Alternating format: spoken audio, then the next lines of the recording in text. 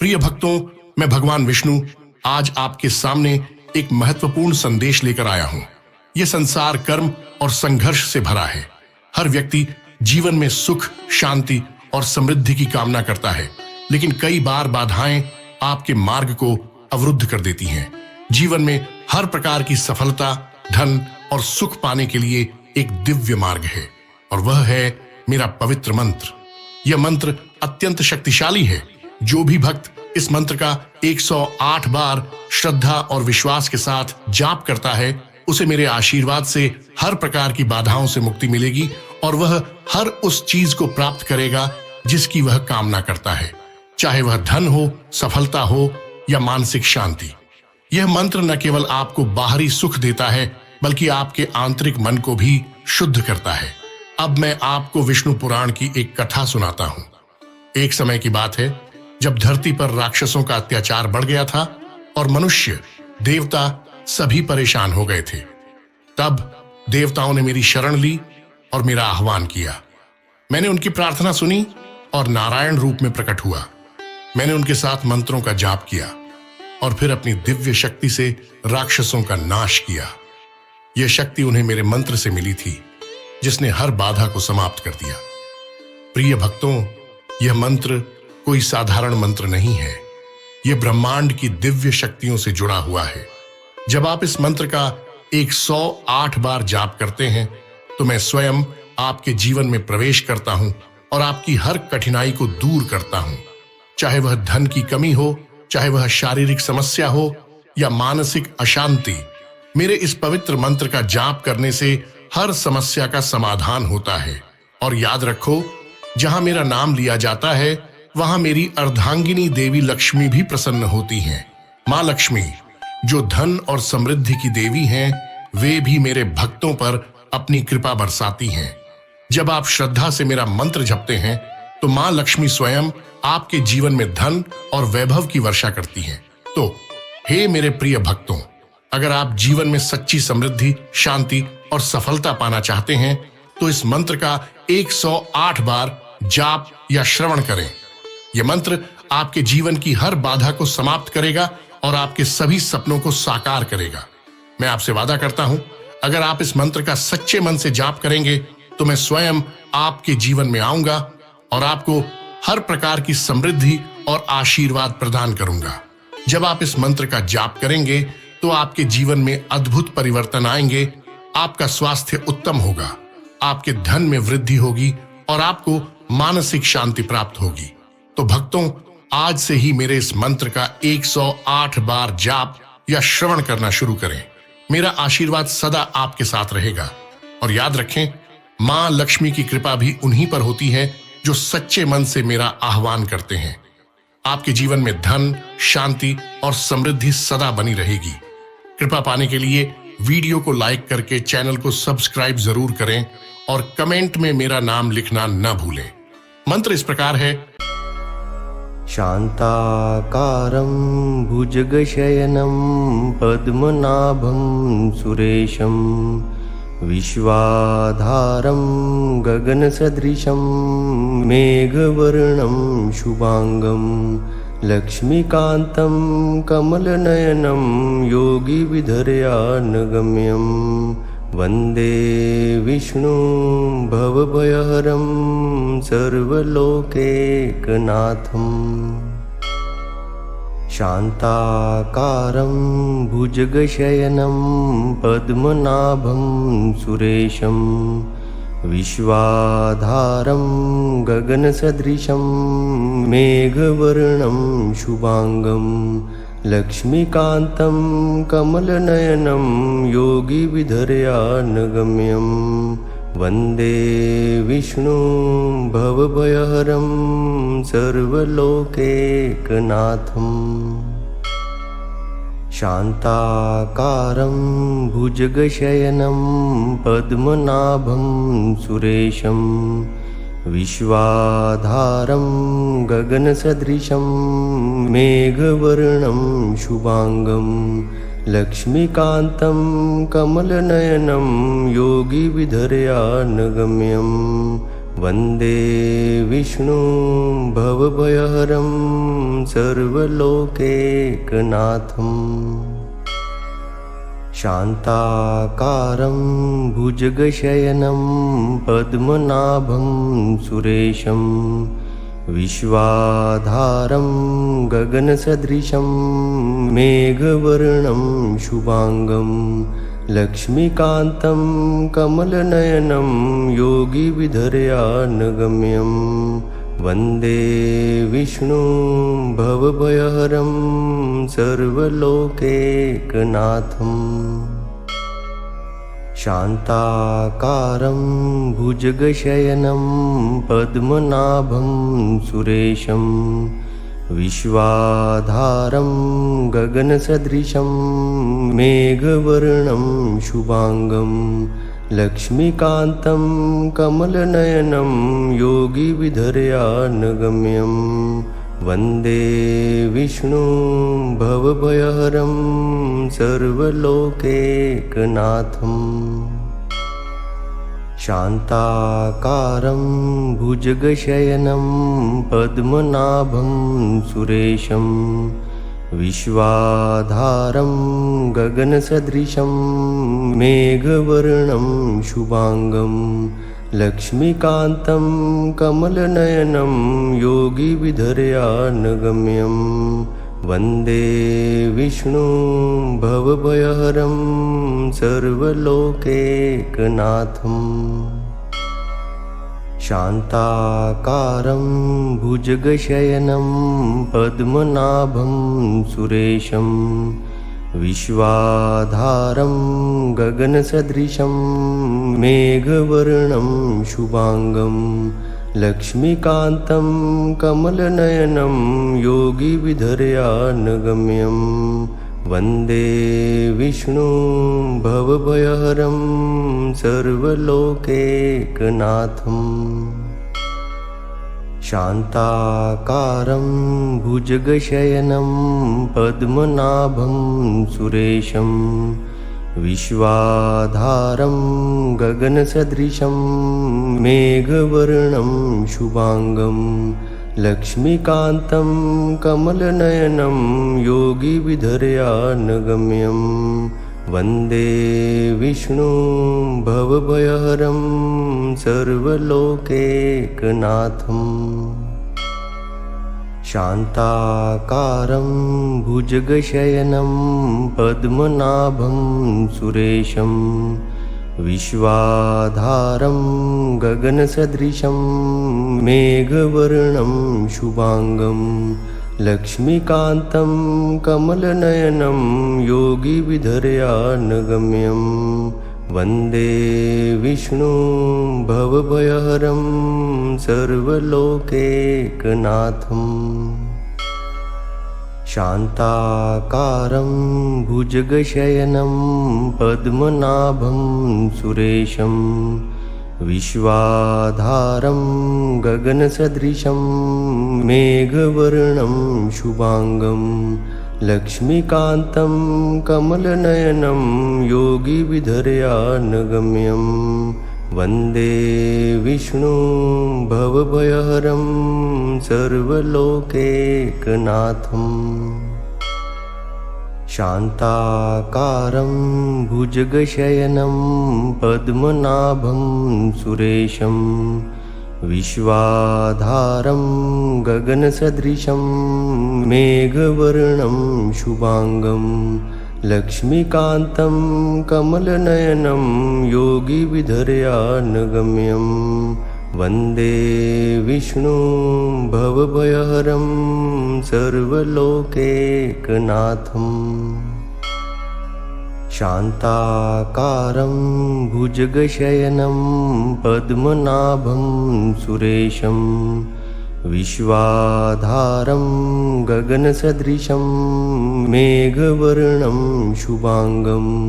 लक्ष्मीकान्तं कमलनयनं योगिविधर्यानगम्यं वन्दे विष्णुं भवभयहरं सर्वलोकैकनाथम् शान्ताकारं भुजगशयनं पद्मनाभं सुरेशं विश्वाधारं गगनसदृशं मेघवर्णं शुभांगं लक्ष्मीकान्तं कमलनयनं योगिविधर्यानगम्यं वन्दे विष्णुं भवभयहरं सर्वलोकैकनाथम् शान्ताकारं भुजगशयनं पद्मनाभं सुरेशं विश्वाधारं गगनसदृशं मेघवर्णं शुभांगं लक्ष्मीकान्तं कमलनयनं योगिविधर्यानगम्यं वन्दे विष्णुं भवभयहरं सर्वलोकैकनाथम् शान्ताकारं भुजगशयनं पद्मनाभं सुरेशं विश्वाधारं गगनसदृशं मेघवर्णं शुभांगं लक्ष्मीकान्तं कमलनयनं योगिविधर्यानगम्यं वन्दे विष्णुं भवभयहरं सर्वलोकैकनाथम् शान्ताकारं भुजगशयनं पद्मनाभं सुरेशं विश्वाधारं गगनसदृशं मेघवर्णं शुभांगं लक्ष्मीकान्तं कमलनयनं योगिविधर्यानगम्यं वन्दे विष्णुं भवभयहरं सर्वलोकैकनाथम् शान्ताकारं भुजगशयनं पद्मनाभं सुरेशं विश्वाधारं गगनसदृशं मेघवर्णं शुभांगं लक्ष्मीकान्तं कमलनयनं योगिविधर्यानगम्यं वन्दे विष्णुं भवभयहरं सर्वलोकैकनाथम् शान्ताकारं भुजगशयनं पद्मनाभं सुरेशं विश्वाधारं गगनसदृशं मेघवर्णं शुभांगं लक्ष्मीकान्तं कमलनयनं योगिविधर्यानगम्यं वन्दे विष्णुं भवभयहरं सर्वलोकैकनाथम् शान्ताकारं भुजगशयनं पद्मनाभं सुरेशं विश्वाधारं गगनसदृशं मेघवर्णं शुभांगं लक्ष्मीकान्तं कमलनयनं योगिविधर्यानगम्यं वन्दे विष्णुं भवभयहरं सर्वलोकैकनाथम् शान्ताकारं भुजगशयनं पद्मनाभं सुरेशं विश्वाधारं गगनसदृशं मेघवर्णं शुभांगं लक्ष्मीकान्तं कमलनयनं योगिविधर्यानगम्यं वन्दे विष्णुं भवभयहरं सर्वलोकैकनाथम् शान्ताकारं भुजगशयनं पद्मनाभं सुरेशं विश्वाधारं गगनसदृशं मेघवर्णं शुभांगं लक्ष्मीकान्तं कमलनयनं योगिविधर्यानगम्यं वन्दे विष्णुं भवभयहरं सर्वलोकैकनाथम् शान्ताकारं भुजगशयनं पद्मनाभं सुरेशं विश्वाधारं गगनसदृशं मेघवर्णं शुभांगं लक्ष्मीकान्तं कमलनयनं योगिविधर्यानगम्यं वन्दे विष्णुं भवभयहरं सर्वलोकैकनाथम् शान्ताकारं भुजगशयनं पद्मनाभं सुरेशं विश्वाधारं गगनसदृशं मेघवर्णं शुभांगं लक्ष्मीकान्तं कमलनयनं योगिविधर्यानगम्यं वन्दे विष्णुं भवभयहरं सर्वलोकैकनाथम् शान्ताकारं भुजगशयनं पद्मनाभं सुरेशं विश्वाधारं गगनसदृशं मेघवर्णं शुभांगं लक्ष्मीकान्तं कमलनयनं योगिविधर्यानगम्यं वन्दे विष्णुं भवभयहरं सर्वलोकैकनाथम् शान्ताकारं भुजगशयनं पद्मनाभं सुरेशं विश्वाधारं गगनसदृशं मेघवर्णं शुभांगं लक्ष्मीकान्तं कमलनयनं योगिविधर्यानगम्यं वन्दे विष्णुं भवभयहरं सर्वलोकैकनाथम् शान्ताकारं भुजगशयनं पद्मनाभं सुरेशं विश्वाधारं गगनसदृशं मेघवर्णं शुभांगं लक्ष्मीकान्तं कमलनयनं योगिविधर्यानगम्यं वन्दे विष्णुं भवभयहरं सर्वलोकैकनाथम् शान्ताकारं भुजगशयनं पद्मनाभं सुरेशं विश्वाधारं गगनसदृशं मेघवर्णं शुभांगं लक्ष्मीकान्तं कमलनयनं योगिविधर्यानगम्यं वन्दे विष्णुं भवभयहरं सर्वलोकैकनाथम् शान्ताकारं भुजगशयनं पद्मनाभं सुरेशं विश्वाधारं गगनसदृशं मेघवर्णं शुभांगं लक्ष्मीकान्तं कमलनयनं योगिविधर्यानगम्यं वन्दे विष्णुं भवभयहरं सर्वलोकैकनाथम् शान्ताकारं भुजगशयनं पद्मनाभं सुरेशं विश्वाधारं गगनसदृशं मेघवर्णं शुभांगं लक्ष्मीकान्तं कमलनयनं योगिविधर्यानगम्यं वन्दे विष्णुं भवभयहरं सर्वलोकैकनाथम् शान्ताकारं भुजगशयनं पद्मनाभं सुरेशं विश्वाधारं गगनसदृशं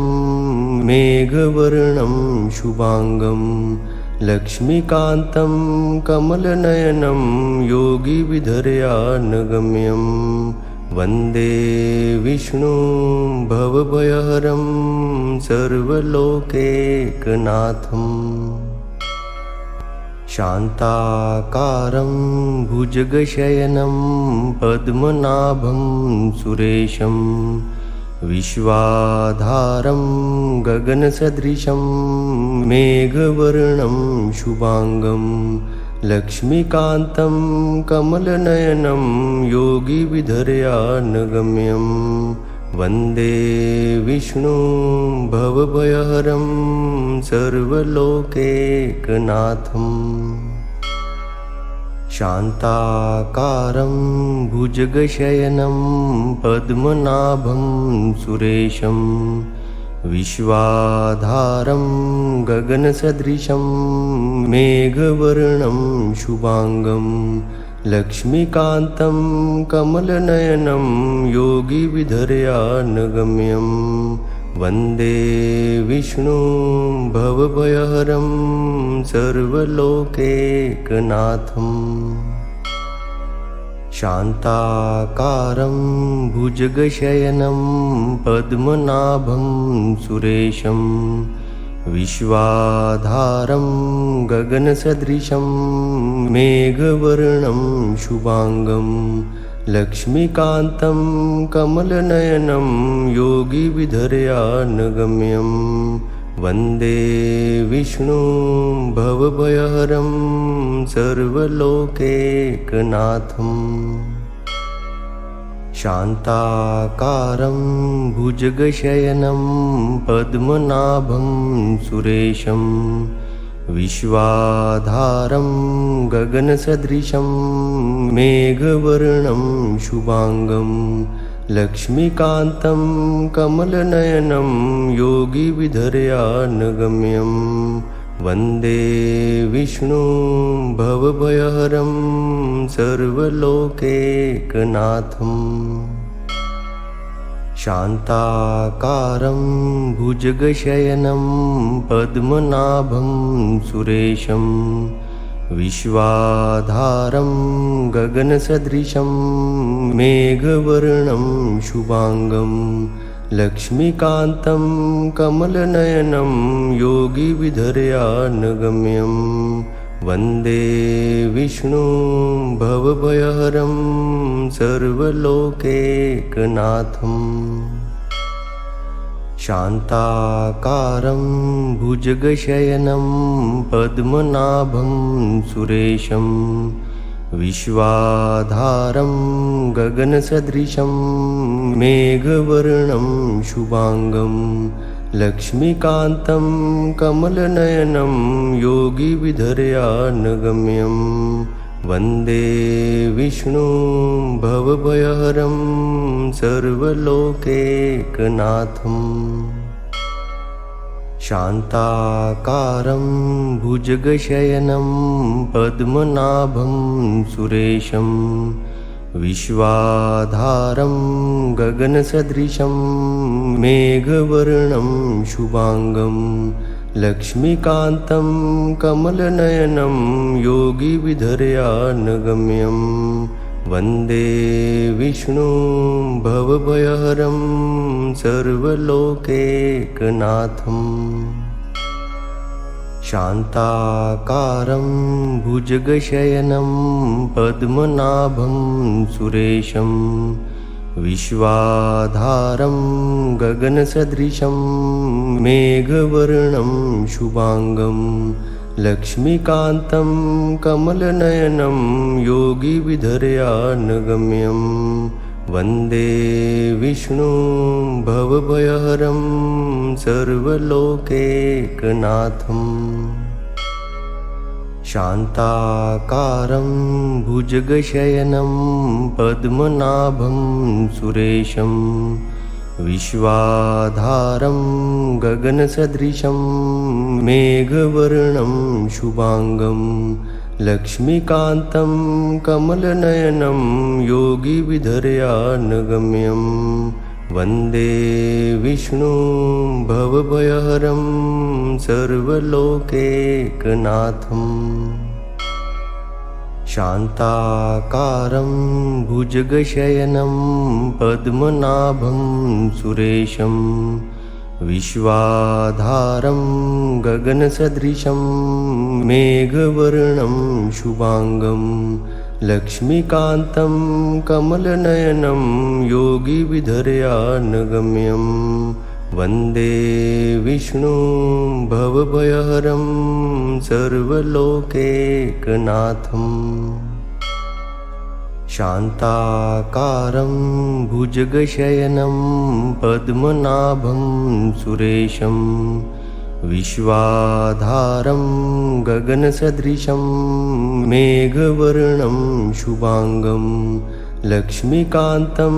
कमलनयनं योगिविधर्यानगम्यं वन्दे विष्णुं भवभयहरं सर्वलोकैकनाथम्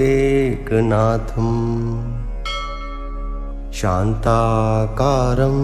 भुजगशयनं पद्मनाभं सुरेशं विश्वाधारं गगनसदृशं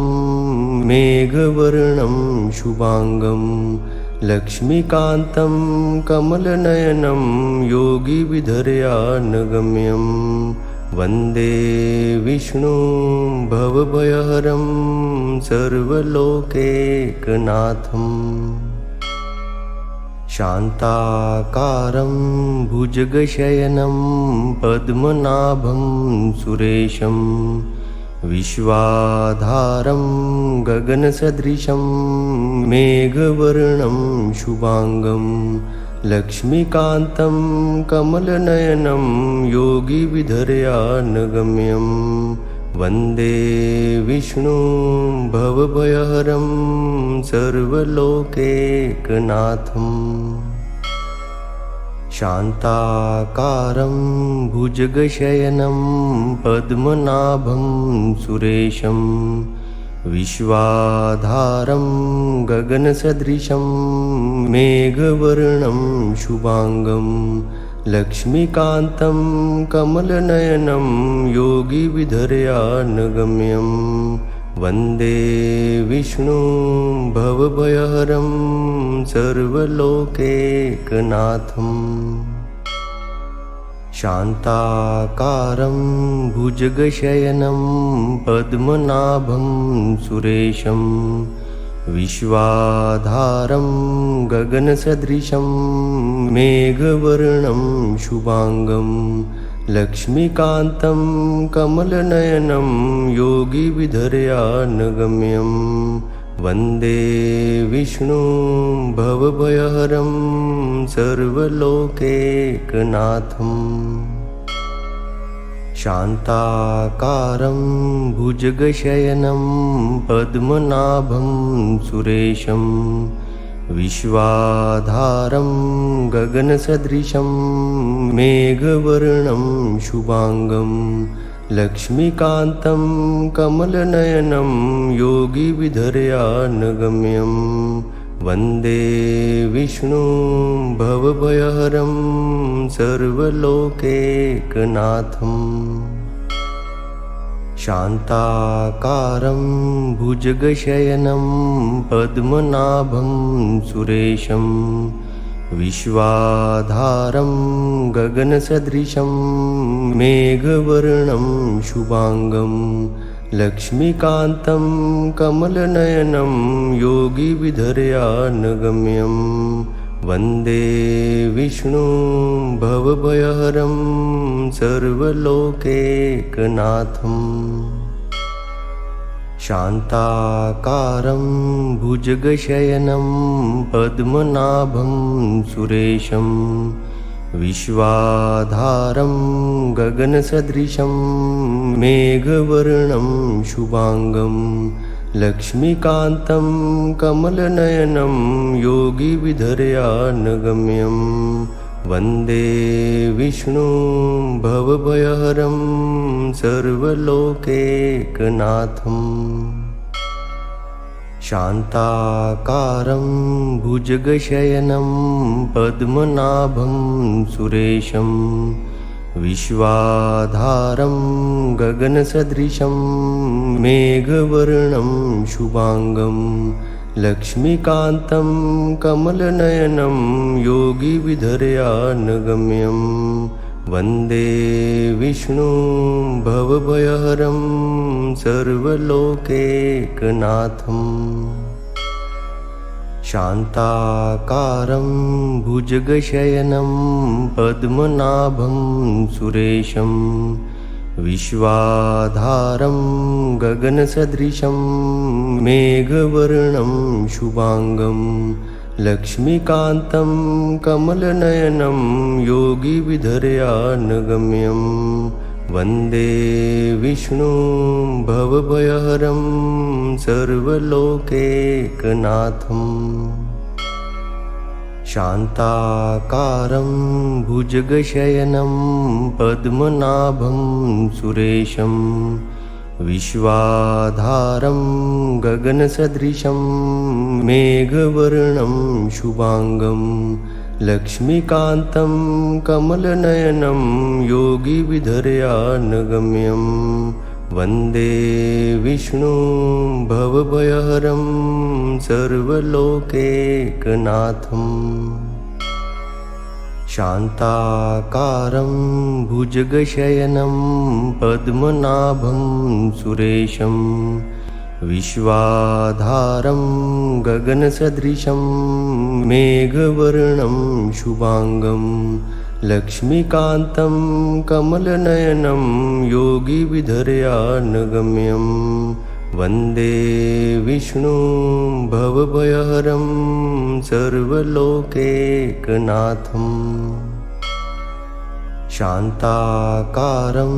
भुजगशयनं पद्मनाभं सुरेशं विश्वाधारं गगनसदृशं मेघवर्णं शुभांगं लक्ष्मीकान्तं कमलनयनं योगिविधर्यानगम्यं वन्दे विष्णुं भवभयहरं सर्वलोकैकनाथम् शान्ताकारं भुजगशयनं पद्मनाभं सुरेशं विश्वाधारं गगनसदृशं मेघवर्णं शुभांगं लक्ष्मीकान्तं कमलनयनं योगिविधर्यानगम्यं वन्दे विष्णुं भवभयहरं सर्वलोकैकनाथम् शान्ताकारं भुजगशयनं पद्मनाभं सुरेशं विश्वाधारं गगनसदृशं मेघवर्णं शुभांगं लक्ष्मीकान्तं कमलनयनं योगिविधर्यानगम्यं वन्दे विष्णुं भवभयहरं सर्वलोकैकनाथम् शान्ताकारं भुजगशयनं पद्मनाभं सुरेशं विश्वाधारं गगनसदृशं मेघवर्णं शुभांगं लक्ष्मीकान्तं कमलनयनं योगिविधर्यानगम्यं वन्दे विष्णुं भवभयहरं सर्वलोकैकनाथम् शान्ताकारं भुजगशयनं पद्मनाभं सुरेशं विश्वाधारं गगनसदृशं मेघवर्णं शुभांगं लक्ष्मीकान्तं कमलनयनं योगिविधर्यानगम्यं वन्दे विष्णुं भवभयहरं सर्वलोकैकनाथम् शान्ताकारं भुजगशयनं पद्मनाभं सुरेशं विश्वाधारं गगनसदृशं मेघवर्णं शुभांगं लक्ष्मीकान्तं कमलनयनं योगिविधर्यानगम्यं वन्दे विष्णुं भवभयहरं सर्वलोकैकनाथम् शान्ताकारं भुजगशयनं पद्मनाभं सुरेशं विश्वाधारं गगनसदृशं मेघवर्णं शुभांगं लक्ष्मीकान्तं कमलनयनं योगिविधर्यानगम्यं वन्दे विष्णुं भवभयहरं सर्वलोकैकनाथम् शान्ताकारं भुजगशयनं पद्मनाभं सुरेशं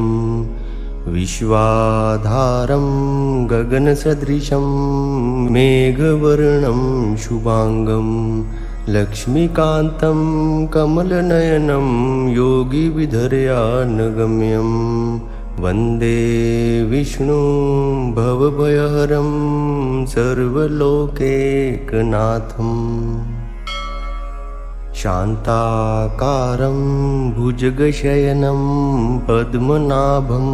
सुरेशं विश्वाधारं गगनसदृशं मेघवर्णं शुभांगं लक्ष्मीकान्तं कमलनयनं योगिविधर्यानगम्यं वन्दे विष्णुं भवभयहरं सर्वलोकैकनाथम् शान्ताकारं भुजगशयनं पद्मनाभं सुरेशं विश्वाधारं गगनसदृशं मेघवर्णं शुभांगं लक्ष्मीकान्तं कमलनयनं योगिविधर्यानगम्यं वन्दे विष्णुं भवभयहरं सर्वलोकैकनाथम् शान्ताकारं भुजगशयनं पद्मनाभं सुरेशं विश्वाधारं गगनसदृशं मेघवर्णं शुभांगं लक्ष्मीकान्तं कमलनयनं योगिविधर्यानगम्यं वन्दे विष्णुं भवभयहरं सर्वलोकैकनाथम् शान्ताकारं भुजगशयनं पद्मनाभं सुरेशं विश्वाधारं गगनसदृशं मेघवर्णं शुभांगं लक्ष्मीकान्तं कमलनयनं योगिविधर्यानगम्यं वन्दे विष्णुं भवभयहरं सर्वलोकैकनाथम् शान्ताकारं भुजगशयनं पद्मनाभं सुरेशं विश्वाधारं गगनसदृशं मेघवर्णं शुभांगं लक्ष्मीकान्तं कमलनयनं योगिविधर्यानगम्यं वन्दे विष्णुं भवभयहरं सर्वलोकैकनाथम् शान्ताकारं भुजगशयनं पद्मनाभं सुरेशं विश्वाधारं गगनसदृशं मेघवर्णं शुभांगं लक्ष्मीकान्तं कमलनयनं योगिविधर्यानगम्यं वन्दे विष्णुं भवभयहरं सर्वलोकैकनाथम् शान्ताकारं भुजगशयनं पद्मनाभं सुरेशं विश्वाधारं गगनसदृशं मेघवर्णं शुभांगं लक्ष्मीकान्तं कमलनयनं योगिविधर्यानगम्यं वन्दे विष्णुं भवभयहरं सर्वलोकैकनाथम् शान्ताकारं भुजगशयनं पद्मनाभं सुरेशं विश्वाधारं गगनसदृशं मेघवर्णं शुभांगं लक्ष्मीकान्तं कमलनयनं योगिविधर्यानगम्यं वन्दे विष्णुं भवभयहरं सर्वलोकैकनाथम् शान्ताकारं भुजगशयनं पद्मनाभं सुरेशं विश्वाधारं गगनसदृशं मेघवर्णं शुभांगं लक्ष्मीकान्तं कमलनयनं योगिविधर्यानगम्यं वन्दे विष्णुं भवभयहरं सर्वलोकैकनाथम् शान्ताकारं भुजगशयनं पद्मनाभं सुरेशं विश्वाधारं गगनसदृशं मेघवर्णं शुभांगं लक्ष्मीकान्तं कमलनयनं योगिविधर्यानगम्यं वन्दे विष्णुं भवभयहरं सर्वलोकैकनाथम् शान्ताकारं भुजगशयनं पद्मनाभं सुरेशं विश्वाधारं गगनसदृशं मेघवर्णं शुभांगं लक्ष्मीकान्तं कमलनयनं योगिविधर्यानगम्यं वन्दे विष्णुं भवभयहरं सर्वलोकैकनाथम् शान्ताकारं भुजगशयनं पद्मनाभं सुरेशं विश्वाधारं गगनसदृशं मेघवर्णं शुभांगं लक्ष्मीकान्तं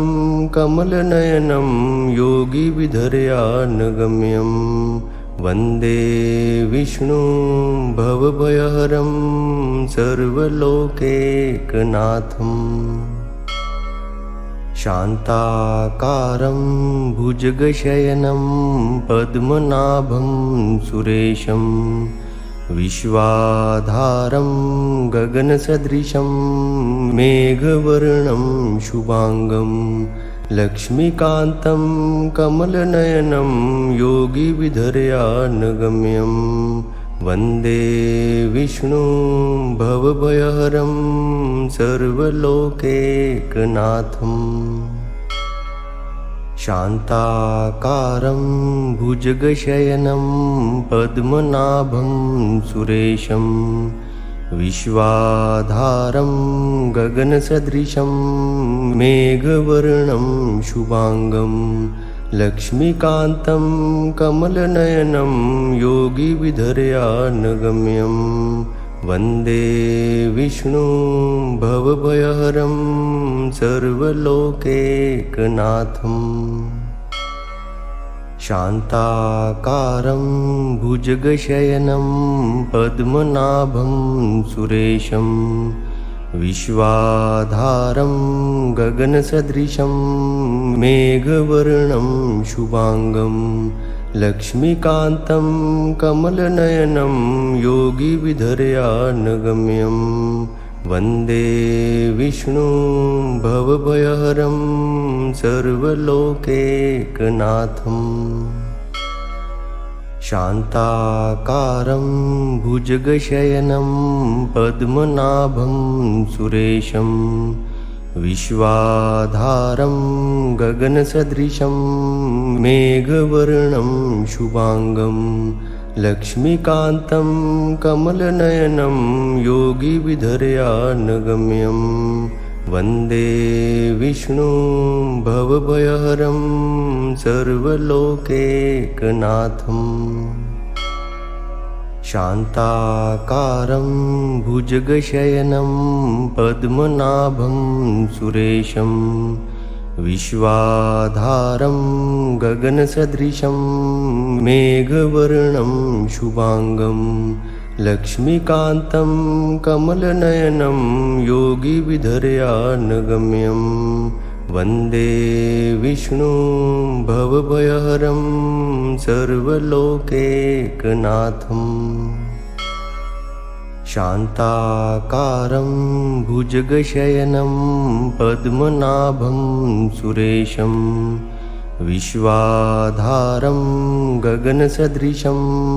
मेघवर्णं शुभांगं लक्ष्मीकान्तं कमलनयनं योगिविधर्यानगम्यं वन्दे विष्णुं भवभयहरं सर्वलोकैकनाथम् शान्ताकारं भुजगशयनं पद्मनाभं सुरेशं विश्वाधारं गगनसदृशं मेघवर्णं शुभांगं लक्ष्मीकान्तं कमलनयनं योगिविधर्यानगम्यं वन्दे विष्णुं भवभयहरं सर्वलोकैकनाथम् शान्ताकारं भुजगशयनं पद्मनाभं सुरेशं विश्वाधारं गगनसदृशं मेघवर्णं शुभांगं लक्ष्मीकान्तं कमलनयनं योगिविधर्यानगम्यं वन्दे विष्णुं भवभयहरं सर्वलोकैकनाथम् शान्ताकारं भुजगशयनं पद्मनाभं सुरेशं विश्वाधारं गगनसदृशं मेघवर्णं शुभांगं लक्ष्मीकान्तं कमलनयनं योगिविधर्यानगम्यं वन्दे विष्णुं भवभयहरं सर्वलोकैकनाथम् शान्ताकारं भुजगशयनं पद्मनाभं सुरेशं विश्वाधारं गगनसदृशं मेघवर्णं शुभांगं लक्ष्मीकान्तं कमलनयनं योगिविधर्यानगम्यं वन्दे विष्णुं भवभयहरं सर्वलोकैकनाथम् शान्ताकारं भुजगशयनं पद्मनाभं सुरेशं विश्वाधारं गगनसदृशं मेघवर्णं शुभांगं लक्ष्मीकान्तं कमलनयनं योगिविधर्यानगम्यं वन्दे विष्णुं भवभयहरं सर्वलोकैकनाथम् शान्ताकारं भुजगशयनं पद्मनाभं सुरेशं विश्वाधारं गगनसदृशं मेघवर्णं शुभांगं लक्ष्मीकान्तं कमलनयनं योगिविधर्यानगम्यं वन्दे विष्णुं भवभयहरं सर्वलोकैकनाथम् शान्ताकारं भुजगशयनं पद्मनाभं सुरेशं विश्वाधारं गगनसदृशं मेघवर्णं शुभांगं लक्ष्मीकान्तं कमलनयनं योगिविधर्यानगम्यं वन्दे विष्णुं भवभयहरं सर्वलोकैकनाथम् शान्ताकारं भुजगशयनं पद्मनाभं सुरेशं विश्वाधारं गगनसदृशं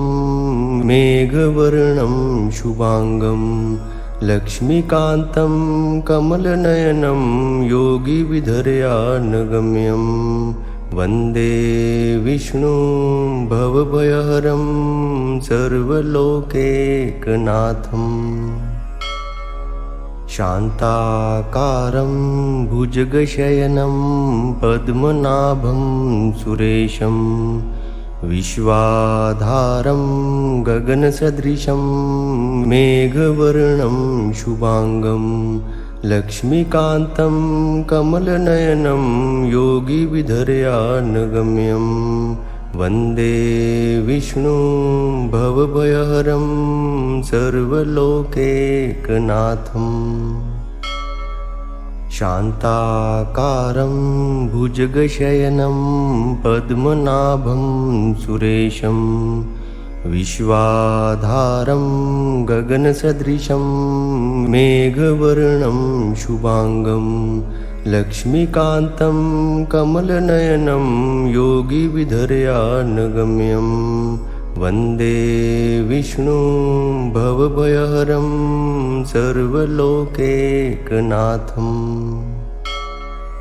शान्ताकारं भुजगशयनं पद्मनाभं सुरेशं विश्वाधारं गगनसदृशं मेघवर्णं शुभांगं लक्ष्मीकान्तं कमलनयनं योगिविधर्यानगम्यं वन्दे विष्णुं भवभयहरं सर्वलोकैकनाथम् शान्ताकारं भुजगशयनं पद्मनाभं सुरेशं विश्वाधारं गगनसदृशं मेघवर्णं शुभांगं लक्ष्मीकान्तं कमलनयनं योगिविधर्यानगम्यं वन्दे विष्णुं भवभयहरं सर्वलोकैकनाथम् शान्ताकारं भुजगशयनं पद्मनाभं सुरेशं विश्वाधारं गगनसदृशं मेघवर्णं शुभांगं लक्ष्मीकान्तं कमलनयनं योगिविधर्यानगम्यं वन्दे विष्णुं भवभयहरं सर्वलोकैकनाथम् शान्ताकारं भुजगशयनं पद्मनाभं सुरेशं विश्वाधारं गगनसदृशं मेघवर्णं शुभांगं लक्ष्मीकान्तं कमलनयनं योगिविधर्यानगम्यं वन्दे विष्णुं भवभयहरं सर्वलोकैकनाथम् शान्ताकारं भुजगशयनं पद्मनाभं सुरेशं विश्वाधारं गगनसदृशं मेघवर्णं शुभांगं लक्ष्मीकान्तं कमलनयनं योगिविधर्यानगम्यं वन्दे विष्णुं भवभयहरं सर्वलोकैकनाथम् शान्ताकारं भुजगशयनं पद्मनाभं सुरेशं विश्वाधारं गगनसदृशं मेघवर्णं शुभांगं लक्ष्मीकान्तं कमलनयनं योगिविधर्यानगम्यं वन्दे विष्णुं भवभयहरं सर्वलोकैकनाथम् शान्ताकारं भुजगशयनं पद्मनाभं सुरेशं विश्वाधारं गगनसदृशं मेघवर्णं शुभांगं लक्ष्मीकान्तं कमलनयनं योगिविधर्यानगम्यं वन्दे विष्णुं भवभयहरं सर्वलोकैकनाथम् शान्ताकारं भुजगशयनं पद्मनाभं सुरेशं विश्वाधारं गगनसदृशं मेघवर्णं शुभांगं लक्ष्मीकान्तं कमलनयनं योगिविधर्यानगम्यं वन्दे विष्णुं भवभयहरं सर्वलोकैकनाथम् शान्ताकारं भुजगशयनं पद्मनाभं सुरेशं विश्वाधारं गगनसदृशं मेघवर्णं शुभांगं लक्ष्मीकान्तं कमलनयनं योगिविधर्यानगम्यं वन्दे विष्णुं भवभयहरं सर्वलोकैकनाथम् शान्ताकारं भुजगशयनं पद्मनाभं सुरेशं विश्वाधारं गगनसदृशं मेघवर्णं शुभांगं लक्ष्मीकान्तं कमलनयनं योगिविधर्यानगम्यं वन्दे विष्णुं भवभयहरं सर्वलोकैकनाथम् शान्ताकारं भुजगशयनं पद्मनाभं सुरेशं विश्वाधारं गगनसदृशं मेघवर्णं शुभांगं लक्ष्मीकान्तं कमलनयनं योगिविधर्यानगम्यं वन्दे विष्णुं भवभयहरं सर्वलोकैकनाथम् शान्ताकारं भुजगशयनं पद्मनाभं सुरेशं विश्वाधारं गगनसदृशं मेघवर्णं शुभांगं लक्ष्मीकान्तं कमलनयनं योगिविधर्यानगम्यं वन्दे विष्णुं भवभयहरं सर्वलोकैकनाथम् शान्ताकारं भुजगशयनं पद्मनाभं सुरेशं विश्वाधारं गगनसदृशं मेघवर्णं शुभांगं लक्ष्मीकान्तं कमलनयनं योगिविधर्यानगम्यं वन्दे विष्णुं भवभयहरं सर्वलोकैकनाथम् शान्ताकारं भुजगशयनं पद्मनाभं सुरेशं विश्वाधारं गगनसदृशं मेघवर्णं शुभांगं लक्ष्मीकान्तं कमलनयनं योगिविधर्यानगम्यं वन्दे विष्णुं भवभयहरं सर्वलोकैकनाथम् शान्ताकारं भुजगशयनं पद्मनाभं सुरेशं विश्वाधारं गगनसदृशं मेघवर्णं शुभांगं लक्ष्मीकान्तं कमलनयनं योगिविधर्यानगम्यं वन्दे विष्णुं भवभयहरं सर्वलोकैकनाथम् शान्ताकारं भुजगशयनं पद्मनाभं सुरेशं विश्वाधारं गगनसदृशं मेघवर्णं शुभांगं लक्ष्मीकान्तं कमलनयनं योगिविधर्यानगम्यं वन्दे विष्णुं भवभयहरं सर्वलोकैकनाथम् शान्ताकारं भुजगशयनं पद्मनाभं सुरेशं विश्वाधारं गगनसदृशं मेघवर्णं शुभांगं लक्ष्मीकान्तं कमलनयनं योगिविधर्या